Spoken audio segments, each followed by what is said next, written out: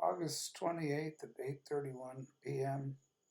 I thought tonight I'd just do audio sampling of some things that have gone on during the day around the world and conditions of working people in this country and the fear that's out there. But it's not visible. There's this veneer of, I don't know,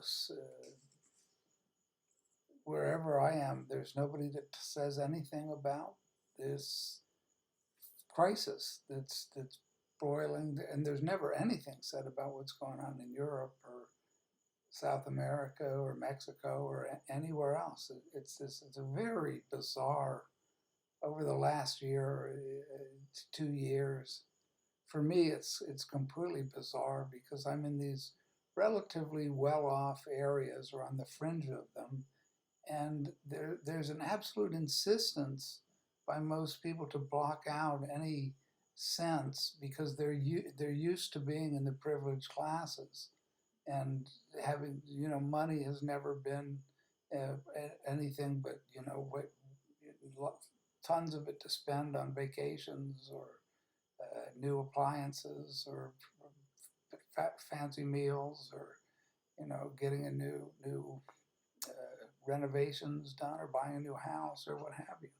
And as everything is in rapid descent and rapid collapse, and is really hitting the poor people who are dying in record numbers, suicides and assaults and disease and everything else. There's just this the weller of the well-off classes traditionally are in absolute denial about it. And if you try to break through that bubble, it's like, you have to stay positive. So anyway, I want to go through some of this audio stuff, and then I want to read a little bit from one of my favorite novelists. He's a Catholic, Shusaku Endo, who's one of the great Japanese writers of the 20th century that nobody ever pays any attention to, because a Christian writer is all but unheard of. There's all this modernist crap or postmodern trash that is gibberish or sci-fi or what have you. This is a fantastically beautifully written book that really humanizes Jesus and his life and what he would have gone through as a human being in this terrible world that he lived in, or the people he was with, that he was trying to bring comfort and aid to and support to. He never spent any time at all his whole life in any other conditions but extreme poverty. And for that earned him persecution by his own people, and eventually for them to turn him over to be put to death. And he never said a word in his own defense about the injustice of that. It's just on a human level, it's an extraordinary story, and Endo does a fantastic job of making it alive. So, if you don't want to hear this stuff, try to maybe go towards the end of the video and just hear the reading. So we'll start with this. Something Bizarre is Happening in Texas by N-Day Productions. Trying to get it over here, folks. The fact is, a number of things are lining up, but the only problem is people are noticing it. People like you and I. And it's more than just you and I. It's like literally half the public at this point almost. It's really getting to that point. Before, they didn't have this problem called the internet. The internet has become a problem for them. At any rate, as you can see here, of course, they tell you they're going to give you something, and then in the end, you end up paying more for it. Right? The bureaucracy works out quite well in the end. It always does. Now, of course, we have this. Check this out. Nearly 950 U.S. flights were canceled, and more than 7,700 were delayed on Sunday as travel chaos took its toll. Now, what does this mean? Well, of course, they say it's because of jobs, it's because of redundancies, it's because of just random things going wrong. Technical issues, air traffic control problems, pilots timing out, other types of delays. Just it's kind of like those food processing, of course, facilities that we heard about way more than usual. Just, planes just going, into them, and just for some reason they're all just having problems and they can't run and they have to close because something happened. Technical issues. Some other thing, like a plane literally flying, as you would say, into, of course, all this kind of stuff. And it just happens to fit their plan. These guys' plan, it fits to a T. Less food available. World Of Economic course, Forum. in turn for that food that you so love, you love eating steak, you love eating burgers. We don't want you to eat that anymore, folks. They want you to eat this, or drink this, actually, cockroach milk. Doesn't that sound great? Oh, I just want a glass of cockroach milk. Sounds so awesome. Oh my goodness. How about mealworms? There we have an actress telling you, what is this, Nicole Kidman, I think? Yep. You need to eat some mealworms, folks. They're so good for you. Then you'll look like her. Yeah, okay. I don't think I want to look like her. Then you got, of course, Jeff, the king of business here. Oh, he just loves it so much. He's just taking his time to eat it, folks. Doesn't that look so appetizing? I want to eat. It's a picture of Jeff Bezos eating a cockroach. And I'll also just interject at this point. There are already companies that are producing this cricket food. They use crickets, ground up crickets, and cricket flour. And of course, they're in Canada. There's 3 or 4 of them. Make cookies and energy bars. And one of the companies is called get this, Snowpiercer. If anybody's familiar with that movie, why not Soylent Green would be another good name. But they're already on the shelves, and that's the WEF plan, is to drive the price of, because the cattle's being slaughtered and farmland is being bought up by the likes of Jeff Bezos, but really it's Bill Gates who's purchasing all the Midwestern farmland, Texas farmland, as grain is in short supply and record historic drought has forced farmers and cattle raisers to uh, take their cattle to market. So now we have plentiful beef at reasonable prices, but that won't be the case next year, where it'll be only the wealthy will be able to afford meat, and we'll have bug food. This is the reality. So let me continue, or let my friend here continue. Doing right now, of course. Of course, Jeff is not exactly the best role model for a business. His employees literally, well, I would say they don't really like him too much. Let's just put it that way. I mean, at Christmas, instead of just giving them triple time pay or double time pay, instead he just gave them a raffle for a bottle of water and a sandwich. That was the winnings of the raffle. Not like a new car or like a flat screen TV at least or something. No, no, a water bottle and a sandwich. You get to eat if you win the raffle. That is, if you win the raffle, you get to eat for the day. At any rate, this is the kind of people that are wanting to be, of course, over you and me. They care so much about you. They want you to eat mealworms, folks, and drink cockroach milk. Was that what it was? What in the world? I can't even imagine that, folks. I don't know what to think of that. Of course, it's all because of your carbon footprint. This is why those planes are not flying now. This is why they keep having delays with flights everywhere.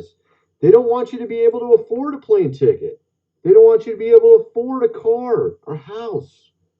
I went to the supermarket and it was like $3 for a bottle of soda. I'm like, what? It was $8 for 12 cans of soda. Like, really, dude? Seriously? A lady. Right.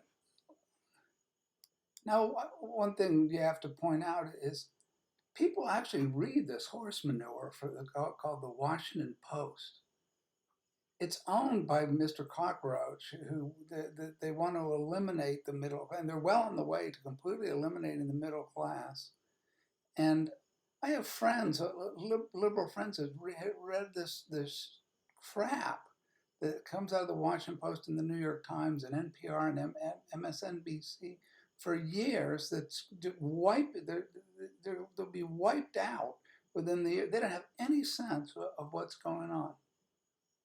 The people that have some sense, I don't know, like this internet people that go to actually hear news that's not reassuring and positive. It's like Americans, a large percentage of Americans read this absolute propaganda from the likes of the most. Scrooge was generous. Dickens' Scrooge, or the Dickensian robber barons, were nowhere like a Jeff Bezos in terms of and these others that time you on your bathroom breaks and your productivity, and you get short workers enough so they don't get any health insurance benefits. They're living in quarters. You're back into the piling kids in rooms, but they have all the entertainment and porn and everything else on the internet. So I guess it's a fair trade-off in their mind. They can put in the neural link provided, or the hallucinogenic drugs, or whatever, or steal cars, or which is all sanctioned by the Washington Post and by CNN for these rioters to go out and smash buildings, and now it can't be stopped. So that's just the overall picture of why this is happening. Plus, they're the first ones to, the revolution that don't want to, that are fighting for their freedom. They're the first ones to run off and stand in line to get injected with whatever Anthony Fauci tells them that they need, which has been shown to be completely ineffective. People with 4 booster shots are more likely to get COVID. Anyway, let's switch over to international news for a minute. See what's going on in Russia, which is also a complete lie in the mainstream media. I don't care if Fox News, right, left, center, whatever corporate news, all the news about Ukraine has been absolute 100% lies. So here's the truth. To Crimea in an event that will shock all of the European world. They say that they are doing this so that Ukraine and NATO allies cannot continue to attack or retake the Crimean region.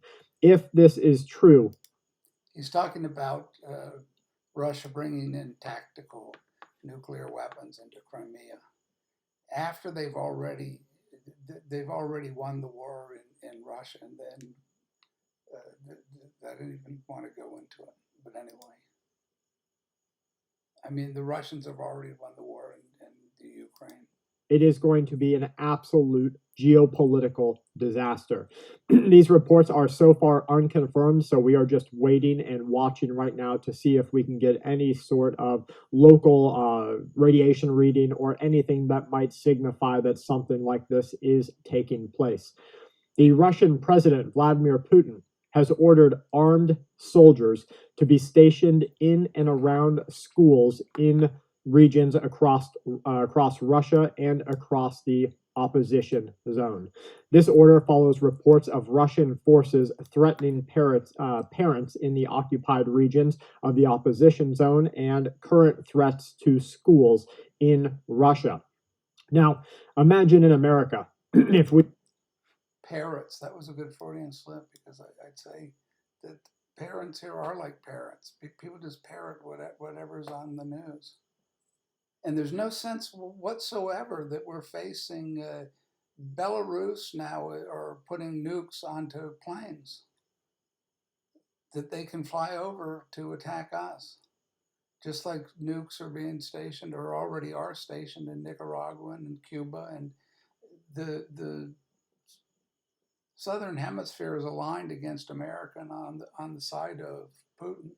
And what sense does it make? It's like being in a war with Hitler. You declare that this is a maniacal, evil dictator tyrant. So you just chide him, but you actually don't do anything except, go on about your business and say, oh, he's evil, he's evil. Somebody should go and do something about him. Let's send some weapons to Ukraine, and we'll just go on about our business and just, evil. He's so evil. We don't hate. We don't you hate just hate him. We have to, somebody has to. But well, what do we have to do? We have to go out and get our ice creams with Joe Biden, and he's going to give us our independence from student debt, or it's cloud cuckoo land. I mean, this is unbelievable to me. I knew the Americans, were self-centered, pleasure-seeking, out of it fools, but this is mind-boggling. I'm sure there are areas that people are talking about this, but not in the arts, not in the people with that are just absorbed with watching Saturday Night Live and Lady Gaga and whatever movies are on obsessively, and staying as far away from actual reality. I didn't know how bad it had gotten until I saw what's happened over the last couple of years. So this is the real world. In the real world, we've lost the war against Russia, and the energy costs are going through the roof because all Russia has to do. Did NATO not understand that this was going to happen, that the sanctions would boomerang, so that they're begging, Biden is flying over to Saudi Arabia to beg for gas supplies. He's unleashing depleting the strategic oil reserve. What does he do with the oil? It brings the prices down temporarily, but it's being sent over to China or Ukraine or Europe along with all these weapons, as if we don't need anything for our defense, and we don't need to have a strong economy. We just are throwing these weapons away. But it's not it's profit-making corporations, the military-industrial complex and the pharmaceutical companies and the Jeff Bezoses, there's soaring profits as Bezos buys a big yacht that he goes and sails around in. Why these people are not, public enemy number one instead of what's in the Post today? What's in Jeff Bezos's Post? What's in, what is Rachel Maddow have to say? Or what's on NPR? Let's hear what's a pack of lies. I mean, a lot of people have completely tuned out, but not the fools that whoever these 38% of people that still support the Biden administration. I just wonder what kind of drugs they're on, or what kind of brain damage has been inflicted on them that they think a walking vegetable is leading the country into anything except complete collapse. All right, I say, okay, here's more on Russia, right? Here's the reality, because it's not just in Russia, we're tuning up in Syria as well.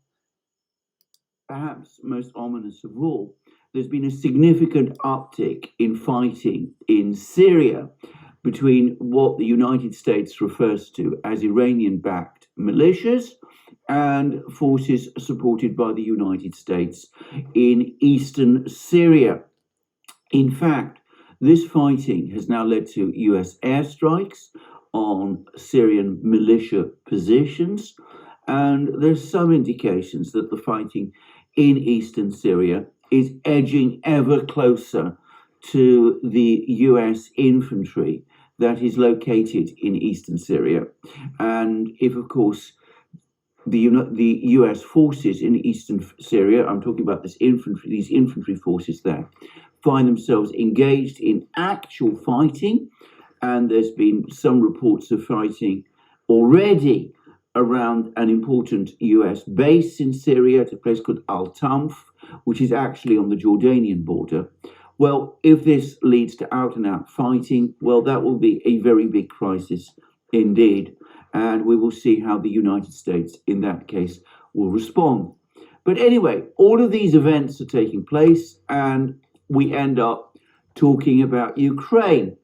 And of course, across the global south, there is considerable irritation and anger about this. People in the global south very reasonably say that there's been many, many wars around the world, many, many conflicts around the world, mostly, many of them far bloodier than the war in Ukraine.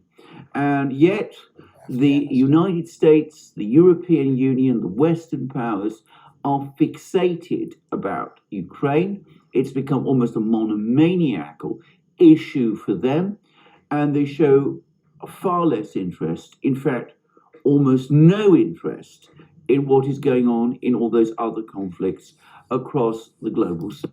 And of course, the minute we've abandoned the Afghani, our allies and American citizens that were murdered, turning names over to the Taliban along with all our weapons, the media just immediately, who cares? Because it's a democratic controlled media for the most part, and the Fox is corporate, so they're all for the wars as well. So there's just immediate down the memory hole in 5 minutes and never to be looked at again. Meanwhile, we're winning the war in Ukraine and not, just like Afghanistan and Syria. And Syria, for those who don't know, Syria is an ally of Russia. So we're at war with Russia in Ukraine and in Syria and in Nicaragua and Cuba and South America and North Korea, and we're against China. And China, it's so bizarre. Like it's absolute chaos. The entire globe is in a state of chaos, and everybody's seeing it from their one little perspective. In Pakistan, half the country's underwater. In India, they've just imploding. They're two big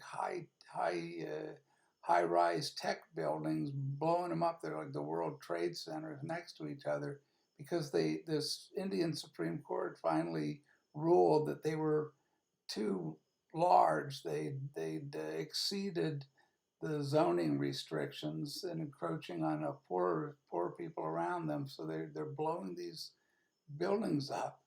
There's senselessness in human affairs, and meanwhile we're progressive. The humans are at the peak of progress now. We have a progressive socialist government where everything's under control by human beings.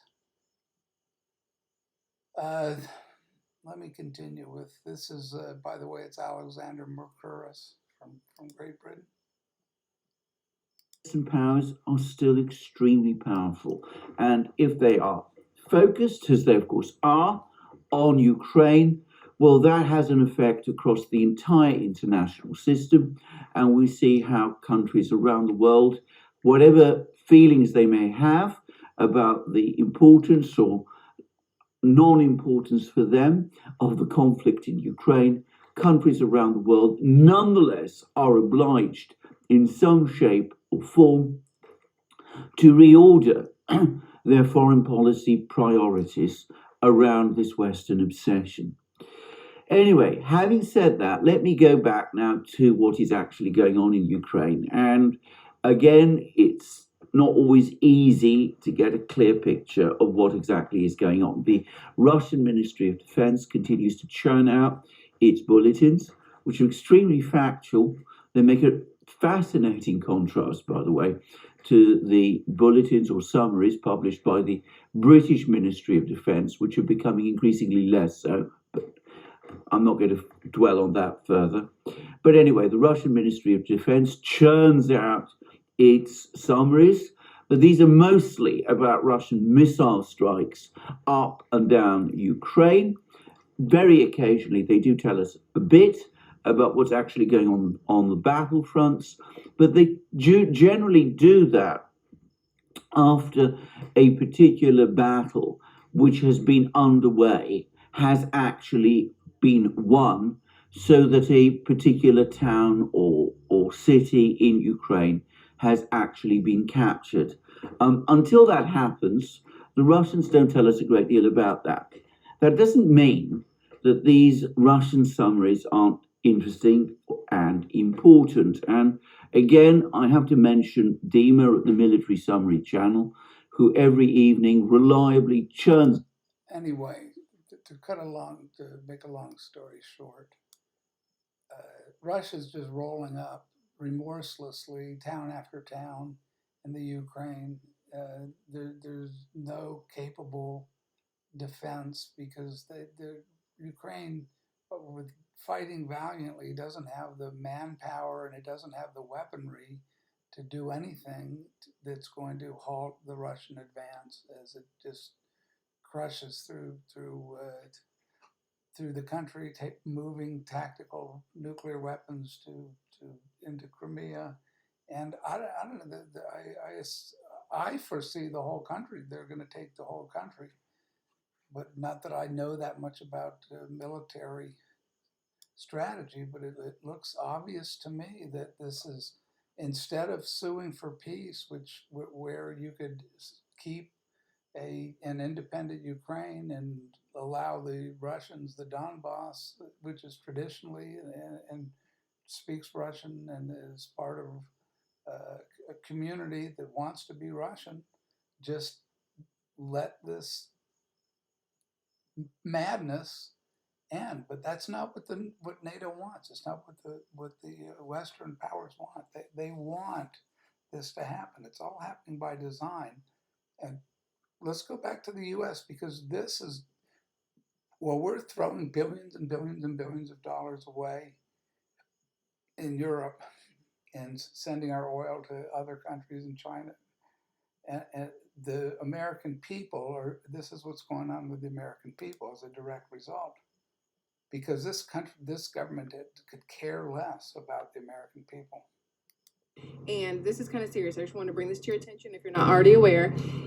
There's probably about 40 million people in our country right now who could possibly go hungry this week because right now there are only reported 4,000 EBT SNAP food stamp terminals that are down right now.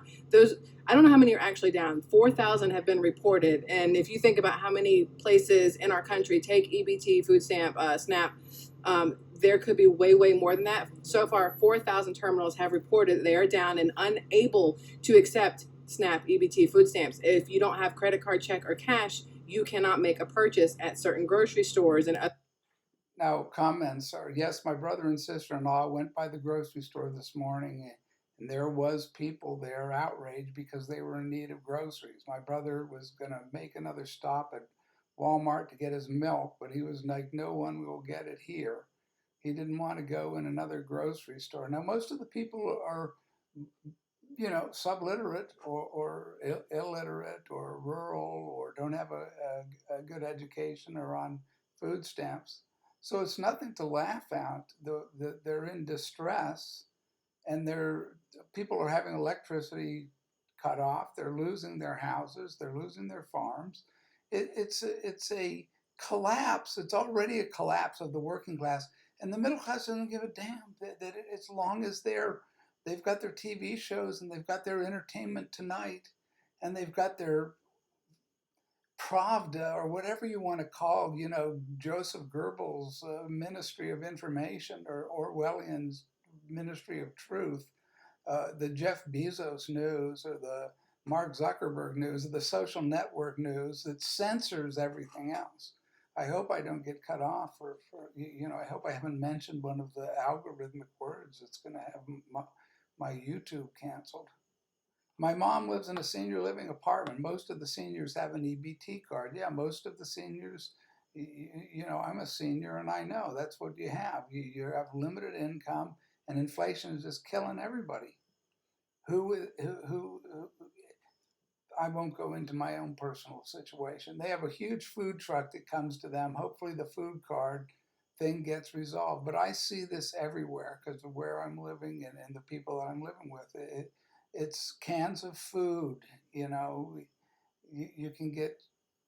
They live on the cheapest kind of junk food, and they're getting priced out of cheap junk food, right? And ready to eat bugs now, thanks to the wealthy people who don't give a damn and have elected these lunatics and are so apparently happy with them. I don't know. I don't see any kind of groundswell of anger. I see people ringing like they were with Trump. I don't see people out there in front of the White House throwing of course, they'd be arrested the minute they showed up, just like in Canada with Trudeau, when the working class comes out, to peacefully demonstrate their semi-fascist MAGA or whatever words the liberals have invented for working people who are being forced to take whatever repressive vaccines and uh, have their wages losing jobs, losing their houses.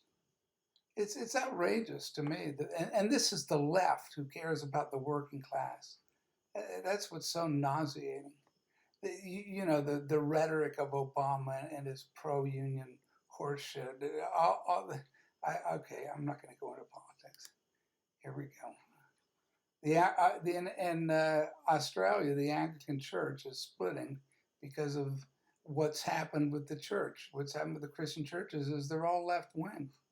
I don't know of any conservative churches. They're all singing Christian rock, or they're liberalized. The Catholic Church, the speaking in tongues, bozos, you name it. So there's a remnant separating out. I'm part of that remnant that is a traditional Christianity that is Bible based and is not modern. There's nothing. There's no. The law of God is immutable, and you go back to the Old Testament and the New Testament are synonymous. As Jesus said, I didn't come to change the law, but to fulfill it. So this is the spiritual crisis, is what my focus is on always on my blog, that there's a spiritual crisis going on and an end times crisis and a tribulation crisis. And most people are so caught up in materialism that they have no idea this is happening, or they feel that they're going to be raptured up because, they've got 2 vacation homes and a couple SUVs and 5 kids, and they're at the golf course every weekend. And meanwhile, the Yangtze River, this is, in China is going dry. It's down to puddles, right? Like Pakistan being half underwater, half the country underwater. The Yangtze is the longest river in Asia. It's the 3rd largest in the world, and it's gone dry. So, a historic drought all over the world and in China, and yet they're going to war, and as their economy is collapsing, they're having banks collapsing. I've read reports that there's 23 days before there's a banking collapse. So, this is the most incredible tsunami of global events. And I see people around here, there's not a mention. It's like you're in a TV show that's going on with Bill Cosby or Bill Murray or Bill Gates or whoever, as if nothing has changed at all in the last 2 years. So what are we going to buy today? Oh, isn't that you have some new sneakers. They're just pretty. I love orange and purple. The superficial, drugged out coma state of zombie. I just call it zombie Christianity, but it's zombie Buddhism, and it's zombie Hinduism, and it's zombie TM, and it's Jim Carrey, Oprah should be our 2 spiritual leaders, because that's about the intellectual caliber of the spirituality. So here's Canadian Prepper.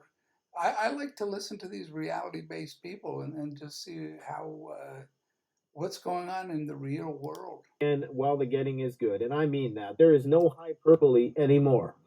Everything is collapsing. Whether you work in the energy sector and you see the coming energy crisis on the horizon, whether you're a climate scientist and you can see the collapse of the food systems around the world, whether you are a military strategist and you see nuclear war on the horizon, perhaps you're an economist like Peter Schiff and you see the financial implosion that is just around the corner. Maybe you're an epidemiologist who thinks that the pandemics are coming. Guys, it's all collapsing. The rich are preparing, and you should too. Of course, we're going to be called the crazy ones, right? And I assure you that the people call us crazy will eat us alive when it all collapses. Now, here's my prediction. Because this coming energy reality that we are going to be facing that is going to require us to use a lot less is only going to pertain to me and you. It's not going to pertain to Leo DiCaprio and Kim Kardashian. They're going to be able to buy people's carbon credits. Yeah, of course it isn't. And that's who people think they are. They live vicariously through Kim Kardashian and Kanye West. And the stupidest thing is they listen to them for advice. They follow whoever it is. What's his name? Kaepernick or Cardi B or whomever that's a sports that who does Joe Biden have an interview with? Cardi B, or says you ain't black if you don't vote for me, you ain't black. Well, this is surreal is not the word for it. It really is like it's a planet of I would say third graders, but real third graders, say a century ago, were 10 times smarter than the adults now. But third graders now, of course, are with have the adults. Everybody plays like it. It's just so cute, isn't it? Little Johnny cute, and then and they're all living on credit cards. I don't know when this thing blows, and it is going to blow like nothing else ever has like it. The Great Depression is going to seem like a cakewalk or whatever, Shangri-La, compared to this armed, Mad Max, what you already see going on. There's the Bonnie and Clydes, or well, most people are peacefully get church going people, or standing in line hoping for work, selling apples any way they can get by, and suffering in the Dust Bowl. But here you have drug gangs that are armed to the teeth with our armor-piercing bullets and AK-4. Oh, we're going to get the AK-4. Oh, man. The debate is people that are living in complete fantasy worlds. They think it's a Hollywood movie. Lastly, I'll just have this one. This is and cars. it's titled "Repossessions: Auto Repossessions Surge." Mark Zane, who is the owner of a repossession company in Nevada and president of the Nevada Association of Licensed Professionals, says that right now, 15,000 automobiles a day are being repossessed. Let me repeat that. Now, this is Mark Zane, who is the president of the Nevada Association. Okay, it's a reliable source. I'll repeat it. 15,000 cars repossessed per day. People losing everything. Mad Max is coming. The world is bankrupt. The Mad Max is coming because the oil prices are going to skyrocket right back up. They're being kept artificially low, like everything else, by the central banks and by deals to get this criminal organization called the Democratic Party back into power, to maintain power so they don't lose it. Why? Because if Republicans take over, they're all going to jail. The Hunter Bidens and all this stuff it's unbelievable that the public isn't outraged by the criminal Biden family, the criminal Clinton family, you know, Clinton and his sex slave island, and Bill Gates on his sex slave island, and all the liberals, you know, it's okay if you're liberal to be a, you know, child abuser and go to sex slave island. Gates is out there 37 times.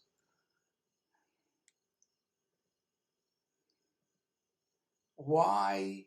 Because everybody thinks that they're Bill Gates. They're, you know, and that's what they want to do. It's a complete lack of any kind of moral compass. There's no belief in the real God, the true God. There's there's the pagan God, who's the god Pan or Dionysus, and so-called conservative Christians are not conservative any more than the liberals are. They want to go to church and have a big blowout hootenanny with music and, you know, dance and sing and have their lattes at their mega churches, or everything is competing with that business model. Because you can't do, you know, you don't want anybody to be uncomfortable with a convicting sermon telling them they're sinners and they're going to hell, like Jesus. So let me move on to this passage, because my faith and trust is in Jesus. I'm ready to go myself. I don't have much, and I'm perfectly happy. You know, I've got enough to eat. If I have to eat bugs, so be it. Anyway, here we go. This is The Life of Jesus by Shusaku Endo, and the chapter is called Spies. Wherever Jesus went, the numbers who gathered to hear him speak increased amazingly. His fame spread from town to town. People waited enthusiastically to welcome him with the disciples as they traveled about on foot or by boat. His close disciples also rapidly increased. Their number is not to be restricted to the select group referred to as the 12 apostles. The numeral 12 had its own symbolic meaning in the Jewish way of thought. Nevertheless, the 12, those whose names appear on lists supplied in the Gospels, did constitute a nucleus for the fast-growing core of disciples. There is, however, some slight discrepancy concerning the names of the disciples as they are listed in the several Gospels. Jesus by this time was free of the religious community of John the Baptist and was working independently. He no longer carried out in Galilee the rite of baptism, which John had performed at the River Jordan. Note that. I mean, what you have with these nouveau Christianity, the new Jesus Christianity, is baptism, as if baptism means anything. So you're baptizing kids. I went down to a baptism at one of the mega churches. 90% of the people being baptized were you know, 16, 17 years old and younger. Don't have any idea who Jesus is or what baptism means at that age. If you're in grade school, you're being given candy donuts and people are taking selfies. It's all, it's showtime, showbiz, with a famous pastor who's, you know, we're here. We drive all the way up for free state, so you can be on TV on the megachurch show. So Jesus is not even performing the rite of baptism, which John had performed at the River Jordan. Jesus always maintained his deep respect and affection for the precursor, saying of him, "He is far more than a prophet. Among those born of women, there has risen no one greater than John the Baptist." Matthew 11:7 and 11. But immediately, in speaking to his own disciples, he added clearly, "Yet he who is least in the kingdom of heaven is greater than John." What Jesus rejected was the forbidding ascetical image which characterized the community of John the Baptist, because in the heart of Jesus already lived the God of love and the love of God, instead of the God of judgment and the God of wrath, the God of retribution as John's community conceived of him. Yet how was Jesus to bear witness to this God of love for all the people, Obviously, the existential condition of mankind favored a God of vengeance rather than a God of love.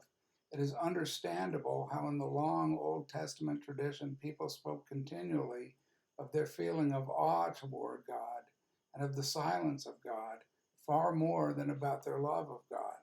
How was Jesus to affirm his positive attitude toward the paradox between the obvious facts of life and the God of love? People in suffering, people in sickness, people in tears could not consider themselves except as being estranged from God, while the other people beholding them could sense nothing underlying their sad plight except the wrath and punishment of God. And isn't that how we see the poor?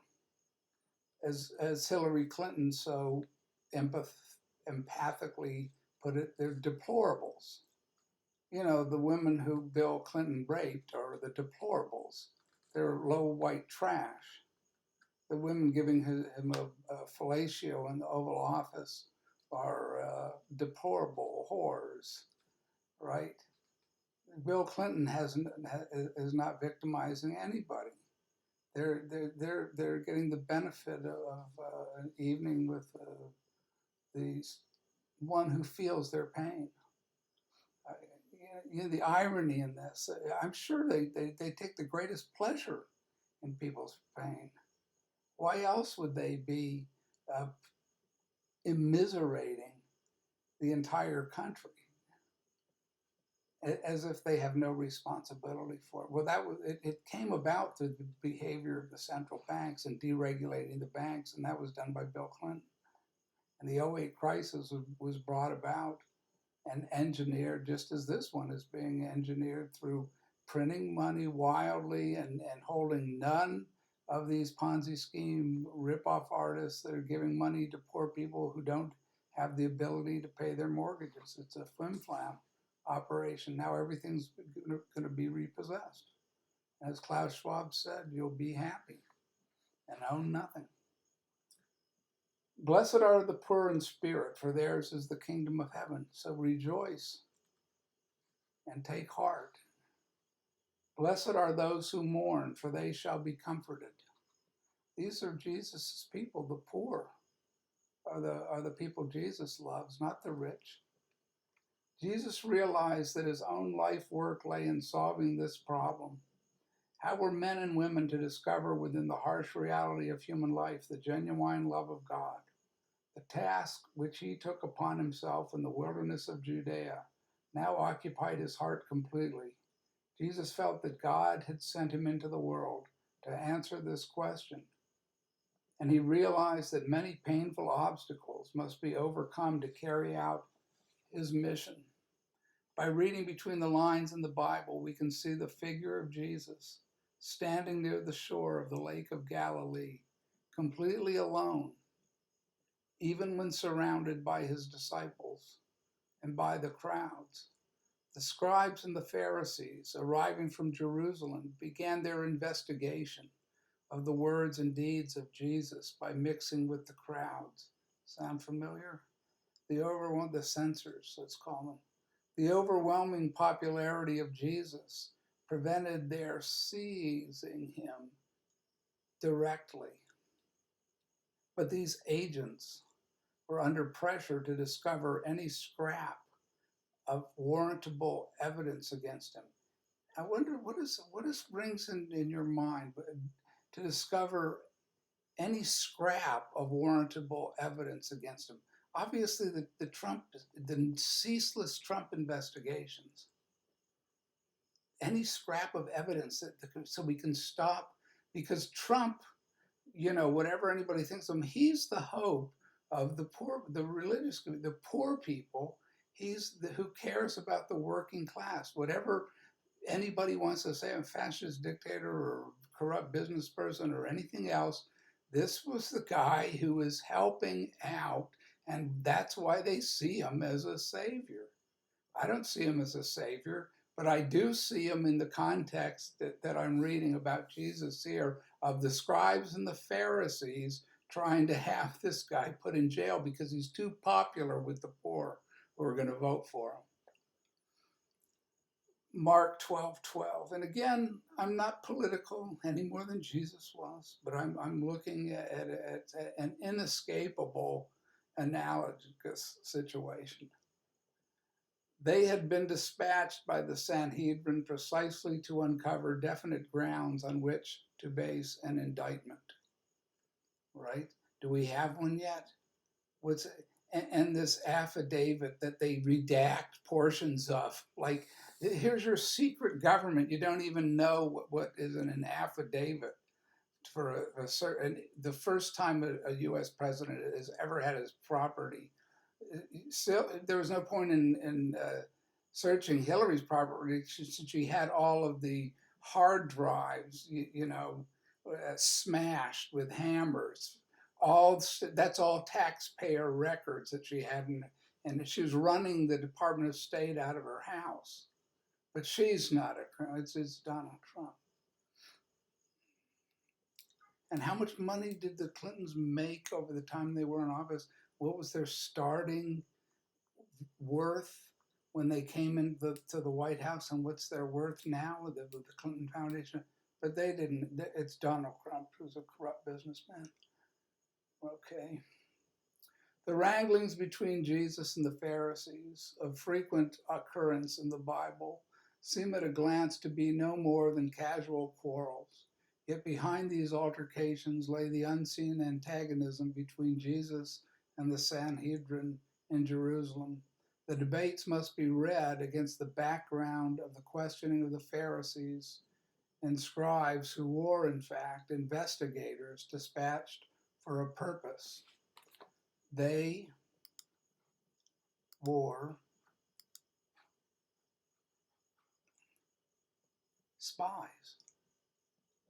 They were spies. We're in the middle of a spy network, just like Jesus was. The Christians are being persecuted, the true Christians all over the world. Doesn't matter if you're in China, doesn't matter if you're in Europe, doesn't matter where you are. As a Christian, you've been in the crosshairs of true, or you can turn into you can be a Nancy Pelosi Oprah Christian, and then you're fine. But if you are like myself and some, I don't know what the percentage would be, who are traditional Bible believing in the words of Jesus Christ, and particularly in the words of the prophet. Jesus was the last in the line of great Jewish prophets. He was the fulfillment of all the prophecies. He was the fulfillment, as he said, of the law, of the commandments, which are unchanged and even stricter in many ways than they were in the Old Testament. The main change is that you love your enemies, which is the chief forgive. It's in the Lord's Prayer. Forgive us our trespasses as we forgive those who trespass against us. It's to love your enemy and not to pick up a gun or a nuclear arsenal and start World War III like these. These are the Christians, the Christian Obama and the Christian. What church do they belong to? They don't belong to the Church of Jesus Christ. I'll tell you that much, any more than Henry Kissinger does. These men were adroit in the art of debate, I'll say. Listen to a congressional hearing. Since through a long period of history or a church hearing, they had engaged unceasingly in discussing the various interpretations of articles in the law. They knew precisely how to lay a booby trap and where to set a snare. They infiltrated the crowds from where they heckled Jesus into disputing them in order to adduce convincing evidence that Jesus was a heretic or a dangerous enemy of Rome. More than any other book, or crazy, like our friend the Canadian prepper said, that the preppers, we're the crazy ones. I can't, Nothing is going to happen. You're crazy to think there's going to be a end times. You're crazy to think that there's going to be global famines. You're crazy to think there's a civil war. You're crazy to think that the America isn't the greatest nation on earth and always will be, from time immemorial till today. Okay, so be it. More than any other book in the Bible, the Gospel of Mark presents the liveliest account of the altercations between Jesus and the inquisitors.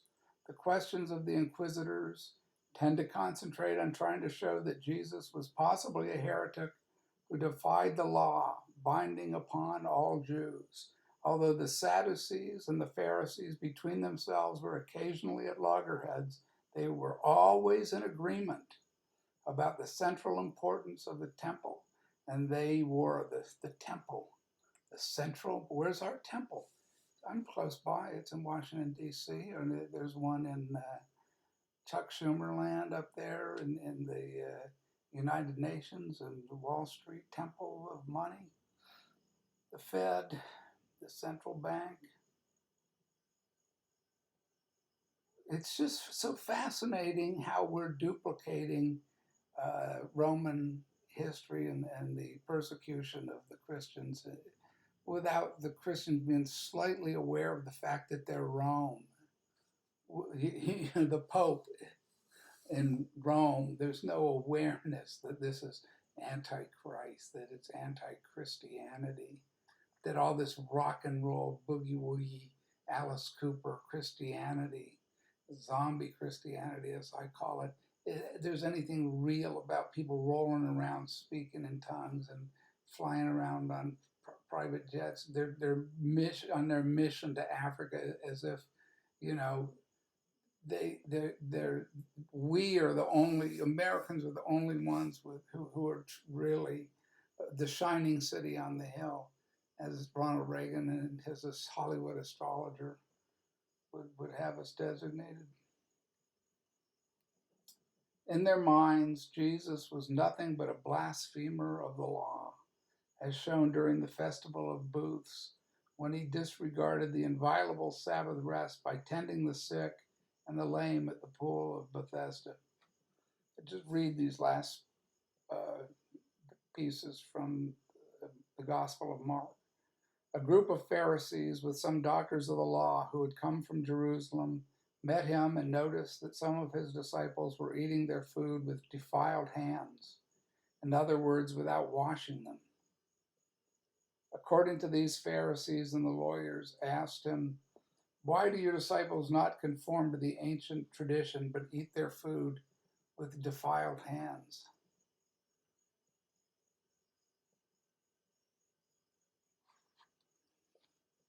And isn't that what we see? What's being pointed out there? That those are the deplorables. Their bodies are all covered with sweat and filth and dirt and drug abuse, and the prostitutes and the poor and those the homeless. And those are the people that Americans look down, including the Ronald Reagans. You know, there has to be separated out this notion between the scammers and the grifters, which there are plenty of, the drug dealers and the con artists and the welfare queens with Cadillacs and all that, and the truly poor who are being surrounded in these areas by street gangs, and the street gangs are being allowed to take over the cities.